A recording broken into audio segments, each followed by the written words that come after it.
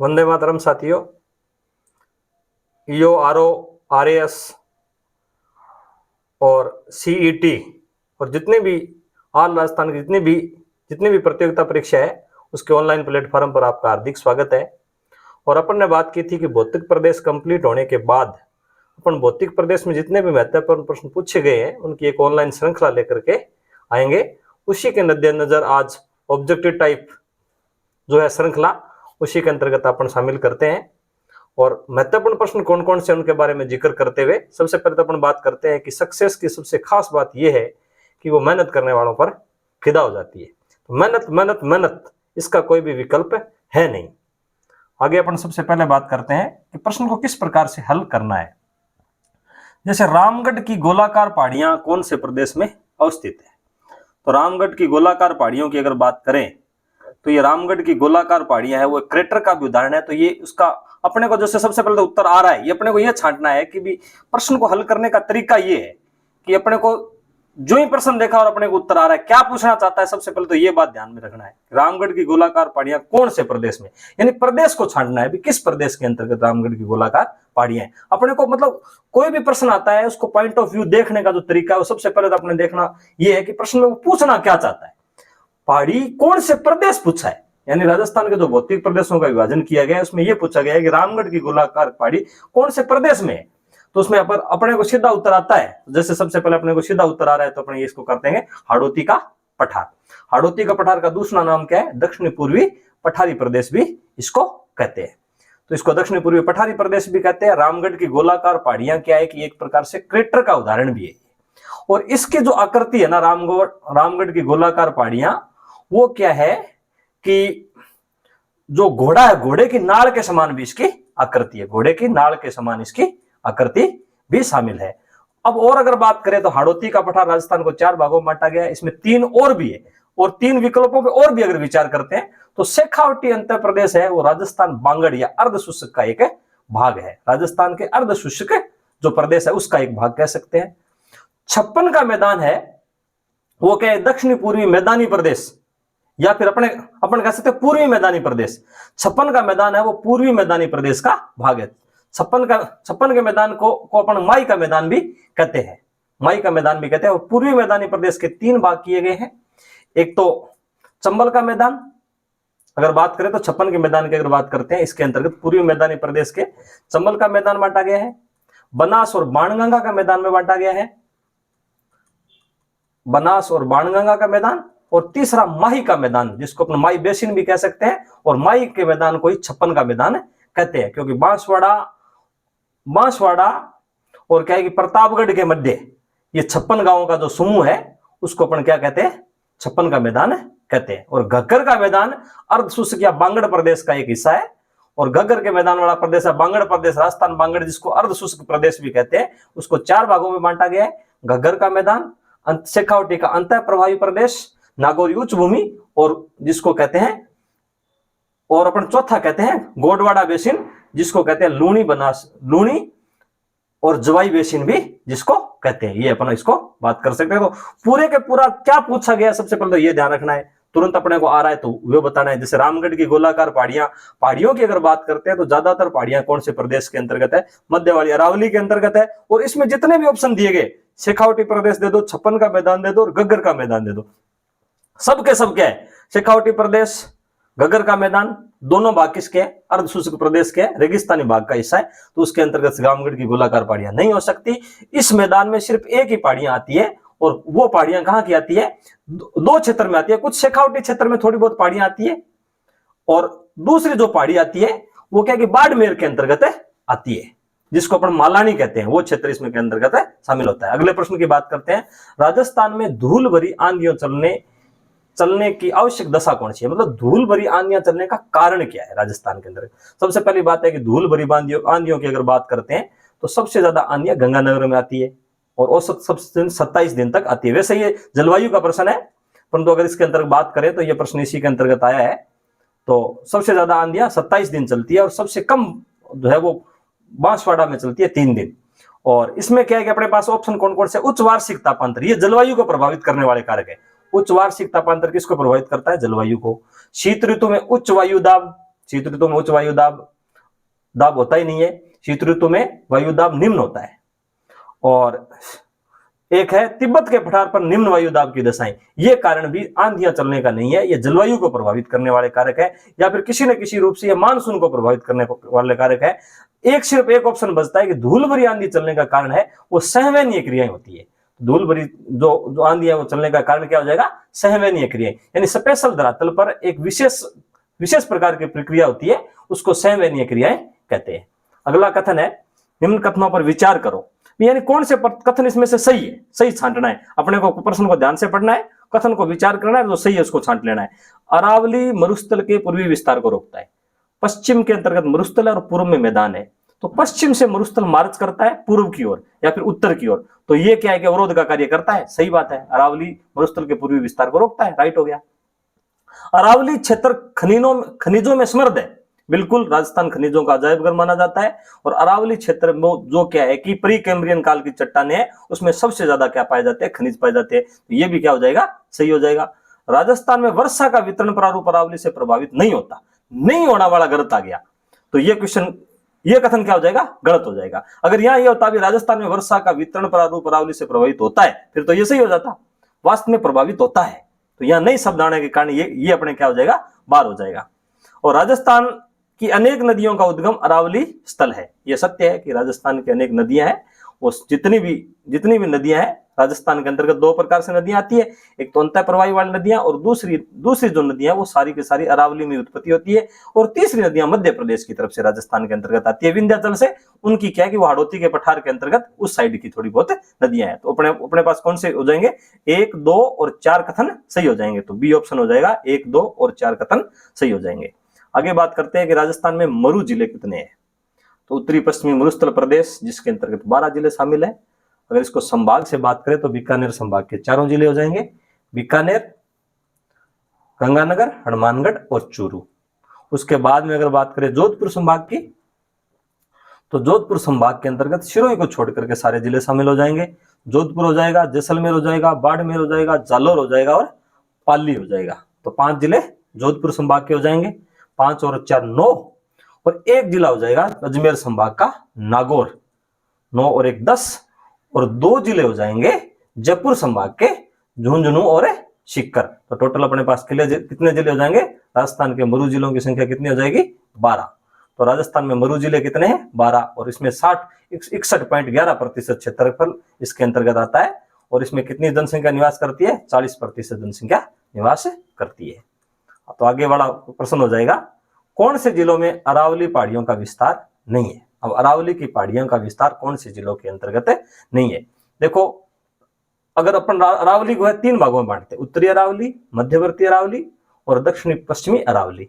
तो उत्तरी अरावली के अंतर्गत अगर बात करते हैं तो उत्तरी अरावली में दो जिले तो शेखावटी प्रदेश के हो जाएंगे, झुंझुनू और सीकर की पहाड़ियां, जिसमें हरसौर वगैरह ये पहाड़ियां हो जाएगी शेखावटी की पहाड़ियां, और उसमें हो जाएगा अलवर, दौसा और जयपुर, वो किस में आ जाएगा, उत्तर अरावली में आ जाएगा। तो सीकर आ गया, झुंझुनू आ गया, अरावली के पहाड़ी प्रदेश के अंतर्गत शामिल होता है, और ये मरुस्थल में भी शामिल होता है। और अलवर क्या है, उत्तरी अरावली के अंदर शामिल हो जाएगा। जालोर का जो क्षेत्र है वो किसके अंतर्गत आता है, उत्तरी पश्चिमी मरुस्थल प्रदेश के अंतर्गत आता है, यह अरावली के अंतर्गत शामिल नहीं होता। तो कौन सा पहाड़ियों का विस्तार अरावली में नहीं है, जिन जिले में अरावली की पहाड़ियों का विस्तार नहीं है वो जिला कौन सा हो जाएगा, जालोर हो जाएगा। तो बाकी सीकर में, अलवर में और झुंझुनू में अरावली की पहाड़ियों का विस्तार है।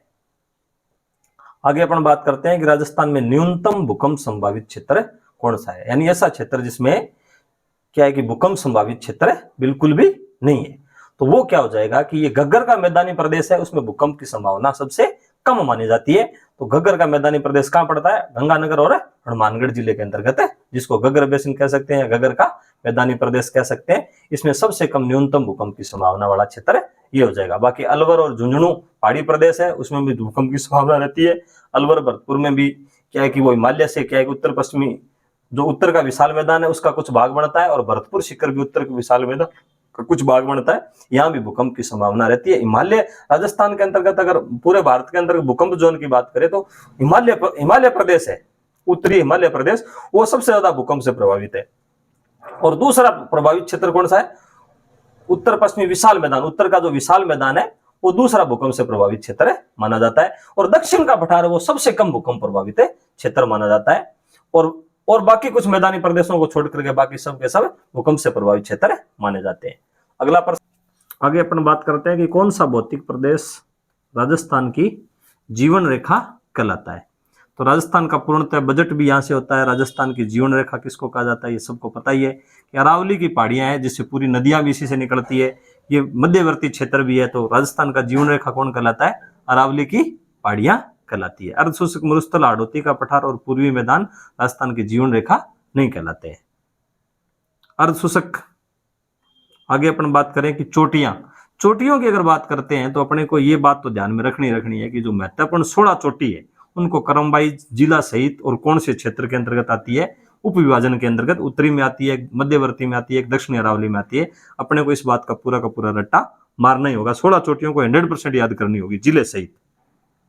तो सबसे पहले है कि इनको सुमेलित करना है कि अचलगढ़, तो अचलगढ़ किस में पड़ती है, सिरोही में पड़ती है और इसकी ऊंचाई है वो 1380 मीटर है और ये 5वीं बड़ी ऊंची चोटी है।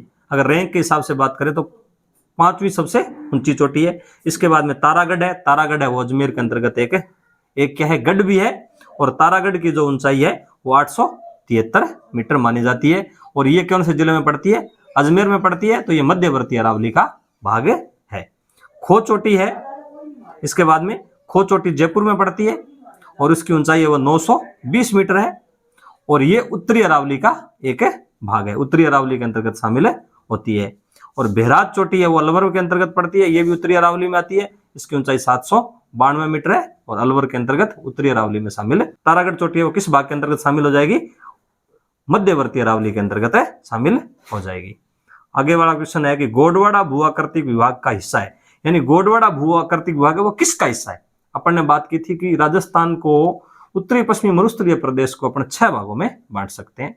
एक तो अर्ध शुष्क मैदान, शुष्क को फिर 2 भागों में, बालू का स्तूप युक्त और बालू का स्तूप मुक्त। राजस्थान बांगड़ या अर्ध शुष्क जिसको कहते हैं उसको अपन फिर 4 भागों में बांट सकते हैं।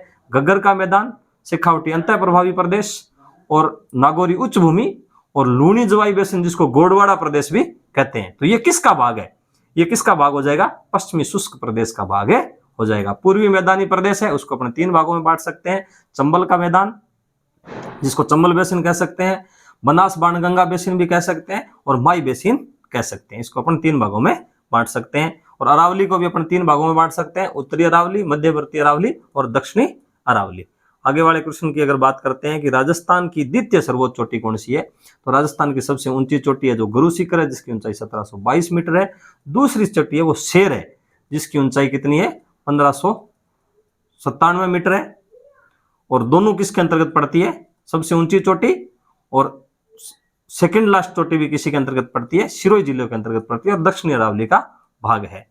जरगा चोटी है वो चौथी सबसे ऊंची चोटी है और ये किसके अंतर्गत पड़ती है, ये उदयपुर जिले के अंतर्गत पड़ती है। और इसकी ऊंचाई, जरगा की ऊंचाई कितनी हो जाएगी अपने पास है, जरगा की ऊंचाई अपने पास हो जाएगी 1431 मीटर हो जाएगी। और देलवाड़ा है वो तीसरी सबसे बड़ी ऊंची चोटी है, ये भी किसके अंतर्गत पड़ती है, ये सिरोही में पड़ती है। तो टॉप की जो 5 चोटी है उसमें से 4 किस जिले में पड़ती है, सिरोही में पड़ती है। और देलवाड़ा की ऊंचाई वो 1442 मीटर हो जाएगी। देलवाड़ा जो चोटी है वो सिरोही में पड़ती है और उसकी ऊंचाई तीसरी सबसे ऊंची 1442 मीटर इसकी ऊंचाई हो जाएगी। देलवाड़ा की 1442 मीटर ऊंचाई हो जाएगी। और अचलगढ़ जो 5वीं बड़ी चोटी है ये भी सिरोही के अंतर्गत पड़ती है और उसकी ऊंचाई 1380 मीटर हो जाएगी। और ये 5वीं सबसे बड़ी चोटी है। तो कहने का मतलब ये है कि पांचों की पांचों चोटी है वो सुपर जो 5 चोटी है वो दक्षिणी अरावली का ही हिस्सा है, ये अपने को ध्यान में रखना है। और बाकी जो 4 है वो सिरोही के अंतर्गत शामिल हो जाएगी और एक चोटी ऐसी है जो जरगा वो उदयपुर में शामिल हो जाएगी। आगे पर बात करते हैं कि इनको सुमेलित करना है। जैसे उत्तरी पूर्वी अरावली क्षेत्र, तो उत्तरी पूर्वी अरावली क्षेत्र के अंतर्गत कौन सा क्षेत्र, कौन सा जिला इसके अंतर्गत शामिल है, उत्तरी और पूर्वी के अंतर्गत सुमेलित करना है। तो उसके अंतर्गत कौन सा जिला हो जाएगा, अलवर जिला शामिल हो जाएगा। कुछ जगह क्या है कि मध्यवर्ती अरावली में अंतर्गत कुछ जिला, कुछ जयपुर का भी कुछ भाग आता है, अजमेर का भी आता है। तो मध्यवर्ती अरावली के भाग में कौन शामिल हो जाएगा, जयपुर शामिल हो जाएगा। और बोराट का पठार किसके अंतर्गत पड़ता है, बोराट का पठार उदयपुर के अंतर्गत पड़ता है जो कि बोराट का पठार किन के मध्य है? गोगुंदा और कुंभलगढ़ के बीच में ये पठार पड़ता है, बोराट का पठार। और ये कहां हो जाएगा? उदयपुर के अंतर्गत शामिल हो जाएगा। दक्षिणी अरावली के अंतर्गत कौन सा जिला शामिल हो जाएगा? सिरोही जिला शामिल हो जाएगा। आगे अपन बात करते हैं कि राजस्थान का दक्षिणी पूर्वी पठार जाना जाता है। राजस्थान का जो दक्षिणी पूर्वी पठार है उसको किस नाम से जाना जाता है? तो अपने को बताया राजस्थान का दक्षिणी पूर्वी पठार भी कहते हैं और इसको हाड़ौती का पठार भी कहते हैं। तो ये क्या हो जाएगा? राजस्थान का दक्षिणी पूर्वी पठार हाड़ौती का पठार। ऑप्शन नंबर 4 अपना सही हो जाएगा। हाड़ौती का पठार ये कहलाता है।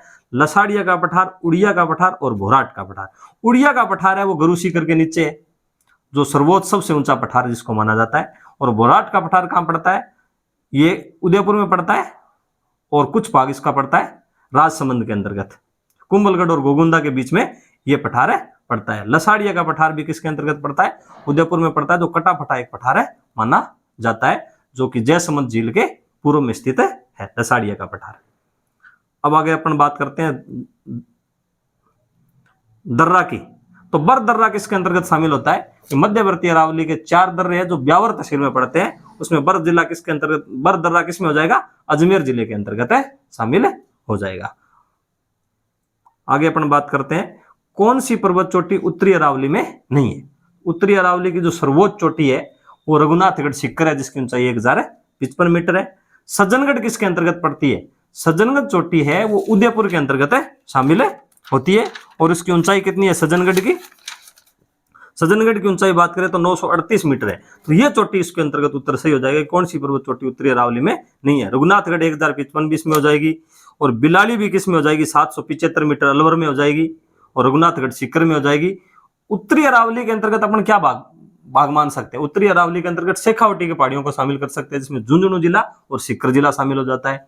और उत्तरी अरावली में 3 जिले कौन से हो जाते हैं? अलवर, दौसा और जयपुर शामिल हो जाते हैं। तो रघुनाथगढ़ शिखर के अंतर्गत पड़ती है, उत्तरी अरावली की चोटी हो गई। बिलाली किसके अंतर्गत पड़ती है? अलवर के अंतर्गत पड़ती है, 775 मीटर, ये भी उत्तरी अरावली की चोटी हो गई। सज्जनगढ़ 938 मीटर दक्षिणी अरावली के अंतर्गत पड़ती है, और ये 938 मीटर हो गई। और उसके बाद में बरवाड़ा चोटी जयपुर के अंतर्गत पड़ती है, तो ये भी किसके अंतर्गत शामिल हो जाएगी? उत्तरी अरावली के अंतर्गत शामिल हो जाएगी। तो कौन सी चोटी ऐसी है जो उत्तरी अरावली में शामिल नहीं है?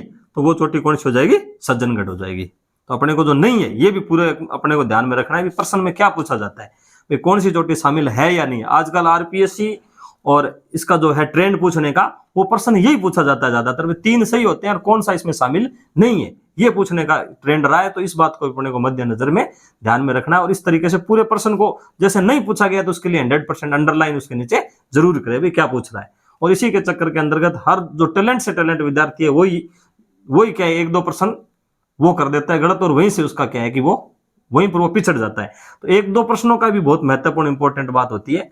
तो राजस्थान का अगला प्रश्न है 16वां, राजस्थान का शुष्कतम जिला कौन सा है? तो राजस्थान में सबसे ज्यादा शुष्क जिला कौन सा है? तो वो जिला हो जाएगा अपने पास है जैसलमेर। जिले की अगर पूछे, इसमें कई बातें आती है, जैसे राजस्थान का शुष्क जिला पूछा, जैसे राजस्थान का शुष्क स्थान पूछा, जैसे शुष्क स्थान पूछा तो फलोदी जोधपुर हो जाएगा, परंतु शुष्क जिला पूछा है। इन सब बातों को, कुछ चीजों को बारीकी से अपने को देखना पड़ेगा। और ये पूछे भी राजस्थान में सबसे अधिक वाष्प उत्सर्जन कहां होता है? तो वो भी जैसलमेर हो जाएगा।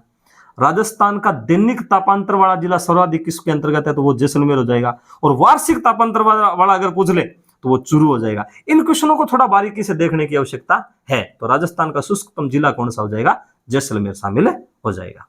आगे प्रश्न नंबर अपने पास 17 आ जाएगा, निम्न में से सर्वोच्च शिखर है। शिखर को तो अपने को जो 16-17 जो टॉप चोटियां हैं उनको 100% रट्टा मारना ही मारना पड़ेगा।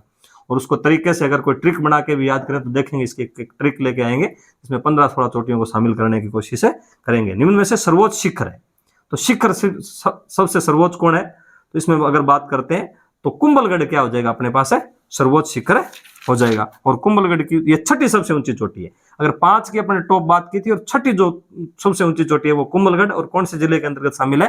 राजसमंद जिले में, और 1224 मीटर इसकी ऊंचाई। तो सज्जनगढ़ की अगर बात करें तो सज्जनगढ़ किस में पड़ता है? सज्जनगढ़ उदयपुर में पड़ता है। सज्जनगढ़ चोटी है वो उदयपुर के अंतर्गत शामिल होती है। और सज्जनगढ़ की ऊंचाई अपने को ध्यान में रखनी है, ऊंचाई इसकी 938 मीटर है। और नारगढ़ चोटी है वो किसके अंतर्गत पड़ती है? जयपुर जिले के अंतर्गत पड़ती है, जो नारजी भूमिया के नाम पर है, और इसकी 599 मीटर इसकी ऊंचाई मानी जाती है। तो ये नारगढ़ है वो किसके अंतर्गत हो जाएगा, उत्तरी अरावली का हिस्सा हो जाएगा।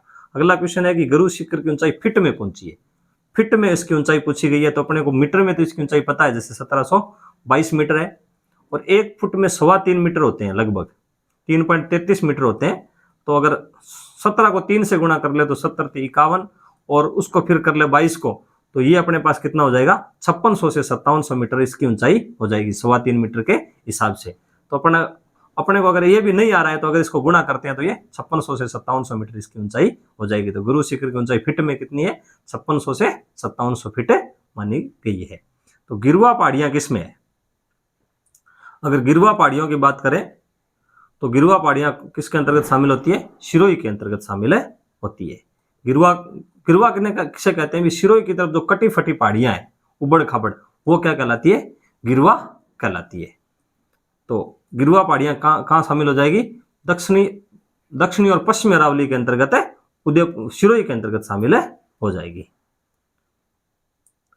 तारा बालू का स्तूप कहां पर पाए जाते हैं, तारा बालू का स्तूप किसे किसे कहते हैं, जिसमें एक से कई ज्यादा भुजाएं होती है, और वो क्या है कि लगातार हवा चलती रहती है तब बनते हैं। और तारा बालू का सबसे ज्यादा वो पोखरण और सूरतगढ़ के अंतर्गत पाए जाते हैं। ये क्वेश्चन फर्स्ट ग्रेड के अंतर्गत पूछा गया है कि तारा बालू का स्तूप कहां पर पाए जाते हैं, तो इसका उत्तर क्या हो जाएगा, पोखरण व सूरतगढ़ इसका उत्तर हो जाएगा। अगला प्रश्न है, राजस्थान का जल विभाजक कौन सा है, तो अरावली है वो राजस्थान के जल विभाजक का कार्य करती है। तो राजस्थान का जल विभाजक कौन सा हो जाएगा, अरावली पर्वतमाला शामिल हो जाएगी। केर और थोर वनस्पति कहां पाई जाती है, केर और जो थोर वनस्पति वो मरूदबुद वनस्पति है, जिसको जीरोफाइटा भी कहते हैं, और ये कहां पाई जाती है, तो ये रेतीले मैदान के अंतर्गत पाई जाती है। तो उत्तर क्या हो जाएगा, केर और थोर वनस्पति कहां पाई जाती है, उत्तरी पश्चिमी मरुस्थल प्रदेश के अंतर्गत पाई जाती है। किस जिले में कोई नदी नहीं है, तो ये अपने को याद रखने वाला फैक्ट है कि गंगा, अगर बात करें तो बीकानेर और चूरू के अंतर्गत कोई नदी नहीं है। तो कौन सा शामिल हो जाएगा, बीकानेर प्लस चूरू, जिसमें कोई नदी नहीं है। राजस्थान में 2 ही ऐसे जिले हैं जिसमें कोई नदी नहीं बहती है।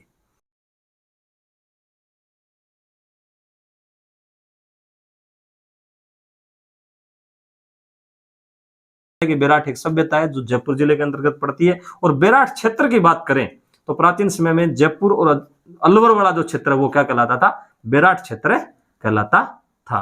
तो बेराट क्षेत्र में सम्मिलित जिला नहीं है, तो क्या हो जाएगा, अजमेर और टोंक बेराट के अंतर्गत सम्मिलित नहीं है। अलवर जयपुर तो है, और अजमेर और टोंक बेराट क्षेत्र के अंतर्गत सम्मिलित नहीं है।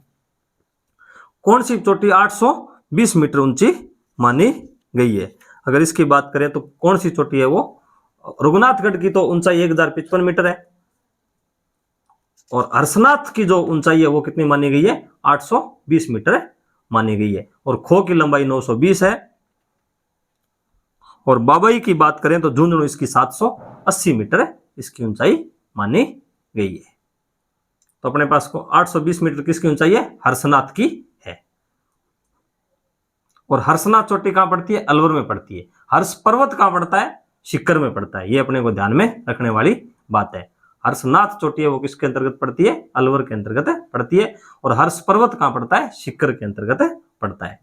कौन सा भौतिक विभाग थार का मरुस्थल का भाग है, यानी थार के मरुस्थल में कौन कौन से, तो थार के मरुस्थल में अगर अपन बात करें तो थार के मरुस्थल का भाग कौन सा है, तो थार के मरुस्थल के अंतर्गत अपन ने बात की थी, थार के मरुस्थल के अंतर्गत 2 भागों में बांटा गया है, अर्ध शुष्क और शुष्क। शुष्क में बालू का स्तूप युक्त और मुक्त, और अर्ध शुष्क जिसको राजस्थान बांगड़ भी कहते हैं, लूणी बेसिन, और उसमें क्या क्या शामिल है, गगर का मैदान, शेखावटी अंतः प्रवाही प्रदेश, नागौरी उच्च भूमि और लूणी जवाई बेसिन इसके अंतर्गत शामिल है। तो इसका उत्तर क्या हो जाएगा, लूणी जवाई बेसिन हो जाएगा। तो लूणी बेसिन किसके अंतर्गत शामिल होता है, उत्तरी पश्चिमी मरुस्थल प्रदेश का एक हिस्सा है। माई बेसन, बनास बेसन और चंबल बेसन पूर्वी मैदान का भाग है। 3 भागों में बांटा गया पूर्वी मैदान को। तो ये माई बेसन, बनास बेसिन और चंबल बेसिन पूर्वी मैदान का भाग है। तो कौन सा भौतिक प्रदेश है, तो उसमें क्या हो जाएगा, लूणी बेसिन शामिल हो जाएगा।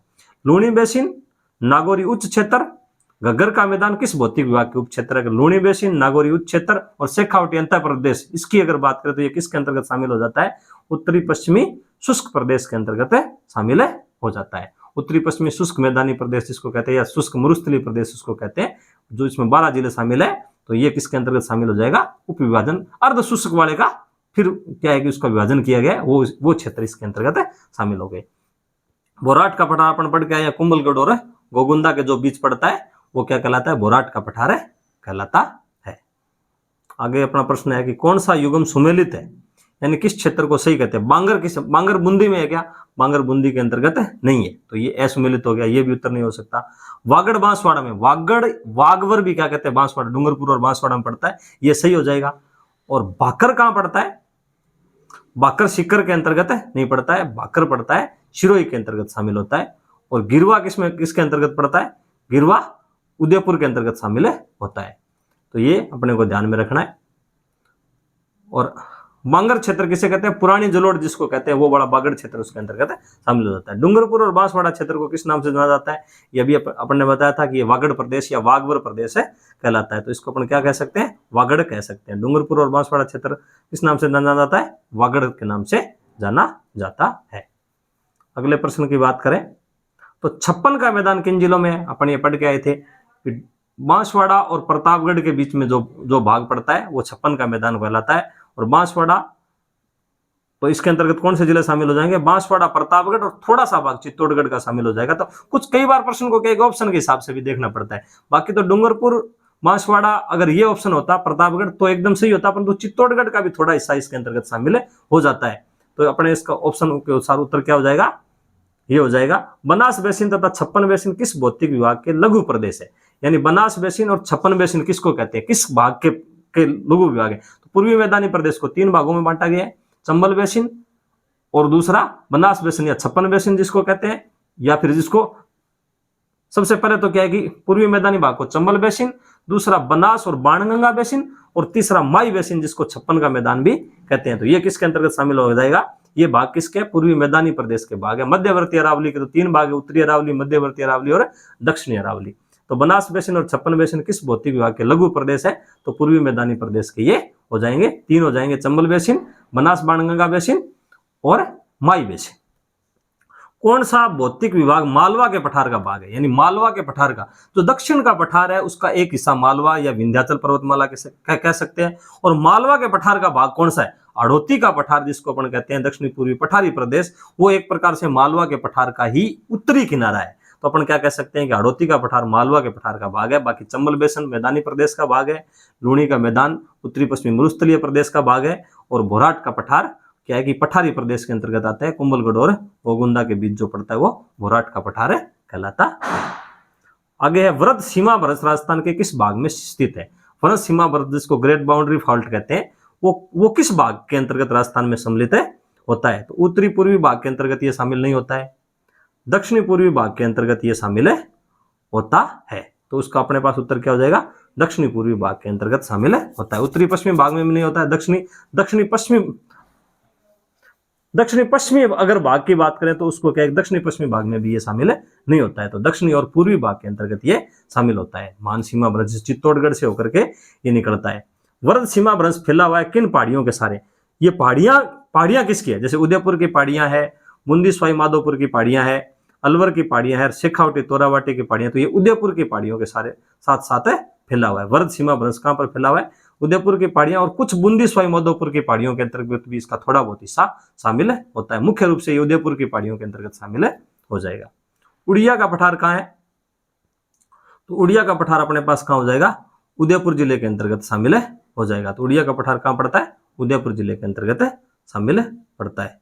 उड़िया का पठार की अगर बात करें तो ये सिरोही जिले में शामिल होता है। सॉरी, इसमें थोड़ा करेक्शन कर लो, उड़िया का पठार है वो सर्वोच्च पठार है, और वो कहां पड़ता है, गुरु शिखर के नीचे पड़ता है। तो ये कौन से जिले में पड़ता है, सिरोही जिले में पड़ता है। अगला प्रश्न है मेरवाड़ा की पहाड़ियां किसका उपविभाजन है। अजमेर मेरवाड़ा की पहाड़ियां वो किसका भाग है, तो ये मध्यवर्ती अरावली श्रेणी का भाग है, जो अजमेर और राजसमंद के बीच में पाया जाता है। मध्यवर्ती अरावली के अंतर्गत कौन से जिले शामिल होते हैं, अजमेर होता है, टोंक होता है, और कुछ भाग राजसमंद का शामिल होता है। तो मेरवाड़ा की पहाड़ियां कहां कहलाती है, मध्य अरावली का क्षेत्र है। अजमेर और राजसमंद के बीच में जो पहाड़ी क्षेत्र पाया जाता है वो मेरवाड़ा की पहाड़ियां कहलाता है, अरावली प्रदेश का विभाग है। आगे प्रश्न है कि मारवाड़ के मैदानी भाग को मेवाड़ के उच्च पठार से अलग करने वाली पर्वत श्रेणी कौन सी है। मारवाड़ का मैदानी भाग और मेवाड़ का उच्च पठार को अलग कौन करता है, तो ये करता है मेरवाड़ा की पहाड़ियां अलग करती है। तो मेरवाड़ा की पहाड़ियां कहां पड़ती है, राजसमंद और अजमेर के मध्य पड़ती है। मारवाड़ के मैदानी भाग और मेवाड़ के उच्च पठार को अलग कौन करती है? मेरवाड़ा की पहाड़ियां अलग करती है। अर्धचंद्राकार, अगला प्रश्न है मरुस्थल से, अर्धचंद्राकार बालू का स्तूप है क्या कहलाते हैं? अर्धचंद्राकार बालू का स्तूप क्या कहलाते हैं? अर्धचंद्राकार बालू का स्तूप क्या है कि बरखान कहलाते हैं। अर्धचंद्राकार जो बालू क्या है कि लगातार बहती रहती है, और अर्धचंद्राकार आकृति के अंतर्गत जिसमें एक भाग उत्तल होता है, जिस दिशा में वायु बह रही है वो तो उत्तल होता है, और वायु के सामने वाला भाग होता है वो अवतल होता है। और ये राजस्थान में सबसे ज्यादा क्या है कि शेखावटी प्रदेश के अंतर्गत है पाए जाते हैं अर्धचंद्राकार बालू का स्तूप।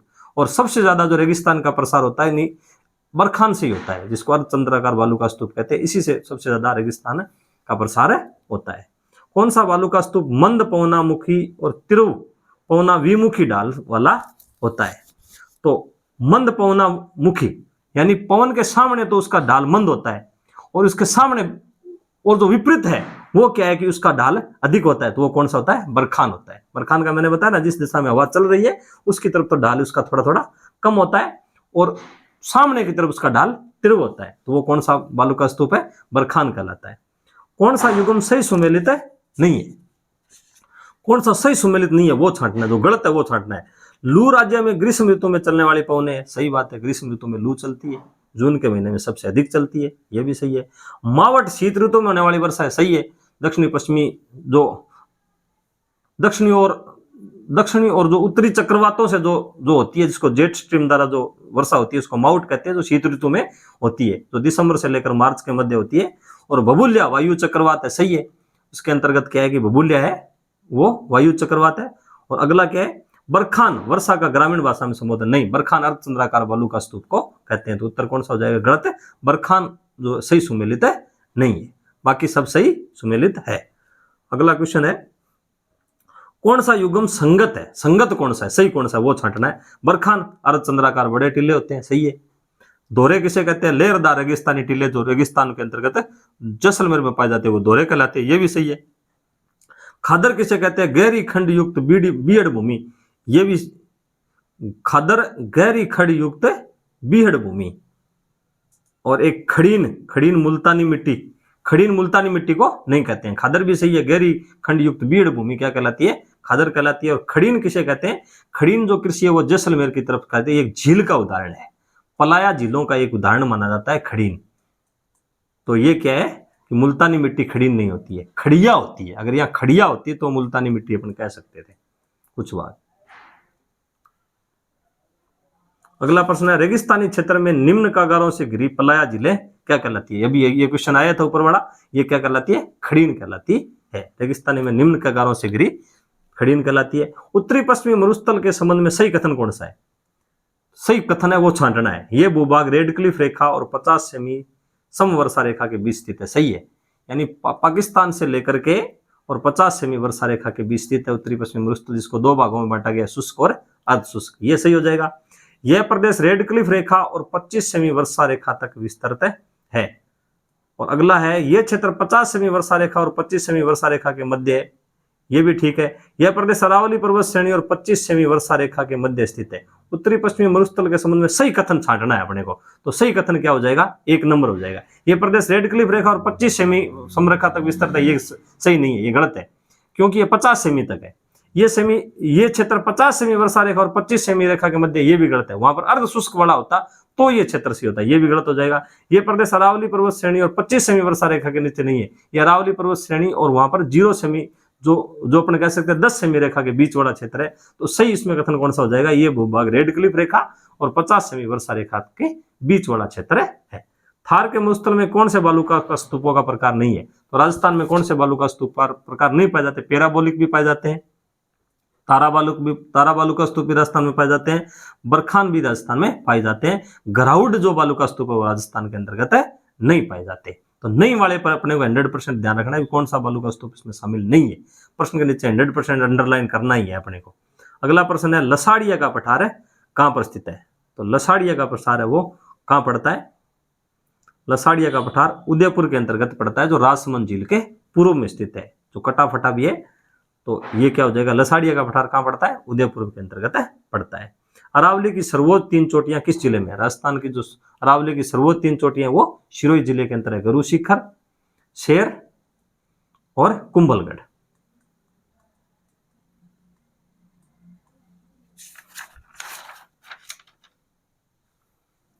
अगला प्रश्न है, अरावली पर्वतमाला दक्षिण पश्चिम में राजस्थान के किस जिले से प्रारंभ होकर उत्तर पूर्व में जाती है? अरावली पर्वतमाला दक्षिण पश्चिम में कहां से स्टार्ट होती है? सिरोही जिले से स्टार्ट होती है और जाती कहां तक है? झुंझुनू तक जाती है। तो ये क्या हो जाएगा इसका? अरावली पर्वतमाला पश्चिम में कहां से प्रारंभ होती है? सिरोही जिले से प्रारंभ होती है। कौन से जिले मुख्यतः बीएड से प्रभावित है? तो बीएड प्रभावित क्षेत्र कौन से है वो अपने को छांटने हैं। तो इसके अंतर्गत कौन से हो जाएंगे? बीएड प्रभावित क्षेत्र कोटा, सवाई माधोपुर और धौलपुर, जिसमें धौलपुर में सबसे ज्यादा बीएड भूमि है। तो कोटा, सवाई माधोपुर और धौलपुर शामिल हो जाएंगे जो मुख्य तो बीएड भूमि से प्रभावित है। चंबल की जो अवनालिका प्रदन द्वारा जो भूमि प्रभावित है वो क्या कहलाती है? बीएड कहलाती है, जिसमें बड़े बड़े खड्डे पाए जाते हैं। संरचनात्मक दृष्टि से राजस्थान के भौतिक स्वरूप भारत के किस उच्चावच प्रदेश का हिस्सा है? अगर संरचना की दृष्टि से बात करें तो भारत के जो भौतिक प्रदेश है उसमें राजस्थान किसके अंतर्गत शामिल होगा? पूर्वी राजस्थान वाला भाग है, और जो उत्तरी पश्चिमी मरुस्थल प्रदेश है वो पूर्वी मैदान का उत्तर के विशाल मैदान का हिस्सा है, एक तो वो हो जाएगा। अरावली प्रदेश और हाड़ौती का पठार है वो दक्षिण के पठार का हिस्सा है, तो अपन क्या कह सकते हैं? प्रायद्वीपीय पठार का हिस्सा है और उत्तरी वृत्त मैदान का हिस्सा है। तो उसमें संरचनात्मक दृष्टि से राजस्थान किस भौतिक उच्चावच प्रदेश का हिस्सा है? उत्तरी वृत्त मैदान और प्रायद्वीपीय पठार का हिस्सा है। अगला प्रश्न है, थार के मरुस्थल का क्षेत्रफल राजस्थान के क्षेत्रफल का कितना प्रतिशत है? तो 61.11% क्षेत्र इसके अंतर्गत शामिल हो जाता है। तो थार के मरुस्थल का 61.11% क्षेत्र शामिल हो जाएगा। तो ये 50 क्वेश्चन थे जिसको अपन ने क्या है कि किस तरीके से अध्ययन करना है महत्वपूर्ण छांट के लाए हैं, और कम से कम सोचते हैं कि 100-150 क्वेश्चन उसी के अंतर्गत और लेके आए जिससे इससे पूरे क्षेत्र का अच्छा रिवीजन हो जाए। अपने को सर्वोच्च जो चोटी है वो 16 की 16 100% याद करनी है। बाकी कुछ महत्वपूर्ण बातों का हर बार में उल्लेख कर ही रहे हैं। तो आज इतना ही। जय हिंद, जय भारत।